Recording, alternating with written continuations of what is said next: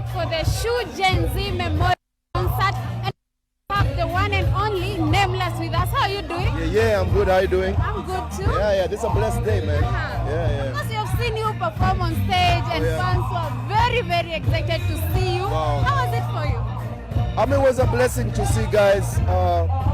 First of all, guys coming out here. This has been an amazing 2-3 weeks. We've all seen how it's really a revolution. Like, for me, I just want to big up Gen Zs because, like, it's that courage that has made things shift.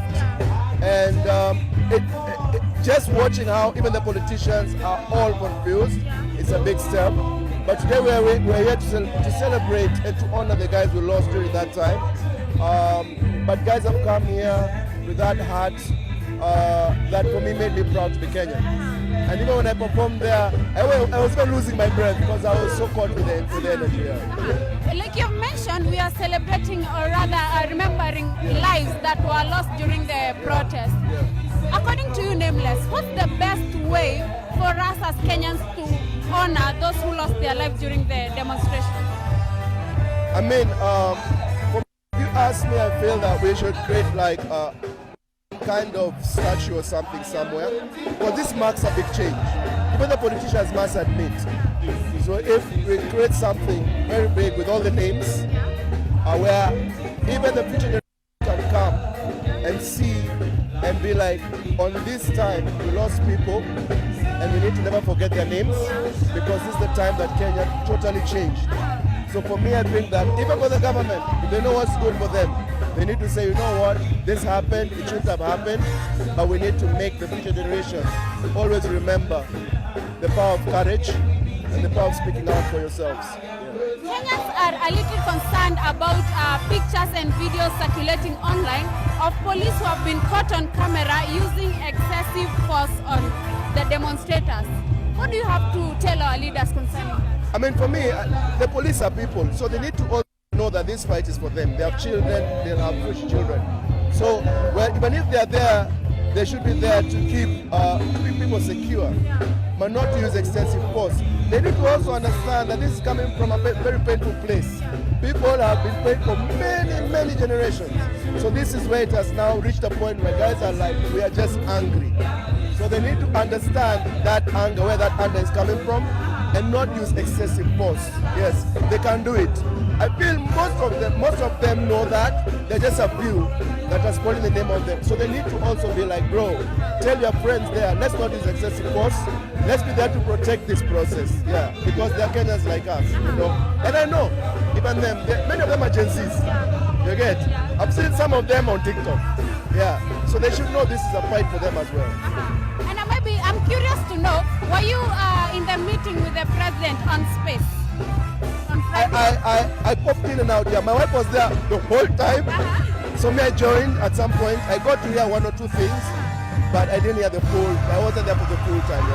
What's your stand on the president's call to Gen Zs for a dialogue? Is it something that could work? I mean, to be very honest, I think that personally, right now guys really are so angry and he needs to read the crowd. The wisdom required for this process is high level. It's not business as usual. People are just tired, and I think he needs to read the room.